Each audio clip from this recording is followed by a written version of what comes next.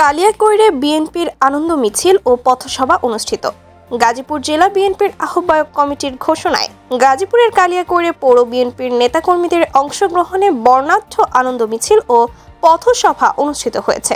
সোমবার বিকেল পৌরসভা বিএনপির ও অঙ্গ সংগঠনের বিভিন্ন এলাকা থেকে শত শত মানুষ একত্রিত হয়ে ঢাকা-টাঙ্গাইল মহাসড়কে একটি বিশাল মিছিল বের করে। মিছিলকারীরা আওয়ামী লীগের বিরুদ্ধে স্লোগান দিতে থাকে। পরে উপজেলার সফিপুর বাজার সংক্ষিপ্ত পথসভা অনুষ্ঠিত হয়। এ সময় সভাপতিত্ব করেন সাবেক পৌরসভার কাউন্সিলর সারোয়ার হোসেন আকুল। অনুষ্ঠান সঞ্চালনা করেন কালিয়াকৈর পৌর ছাত্রদলের সিনিয়র যুগ্ম আহ্বায়ক মোহাম্মদ মনির বাবু। প্রধান অতিথি হিসেবে বক্তব্য রাখেন গাজীপুর জেলা বিএনপির সাবেক যুব বিষয়ক সম্পাদক ও কালিয়াকৈর পৌর বিএনপির সিনিয়র যুগ্ম সাধারণ সম্পাদক মোহাম্মদ সাইজউদ্দিন আহমেদ।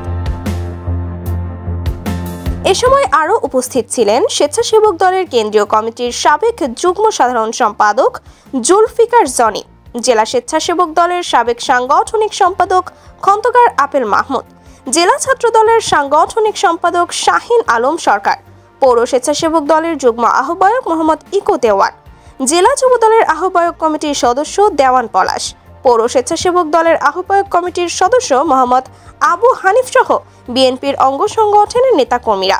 গত রবিবার ২রা ফেব্রুয়ারি গাজীপুর জেলা বিএনপির আহ্বায়ক করা হয়েছে মোহাম্মদ ফজলুল হক মিলনকে এবং মোহাম্মদ শাহ রিয়াজুল হান্নানকে ১ নং যুগ্ম আহ্বায়ক ও চৌধুরী ইশরাক আহমেদ সিদ্দিকীকে যুগ্ম আহ্বায়ক করে ৩ সদস্যের আংশিক কমিটি ঘোষণা করে।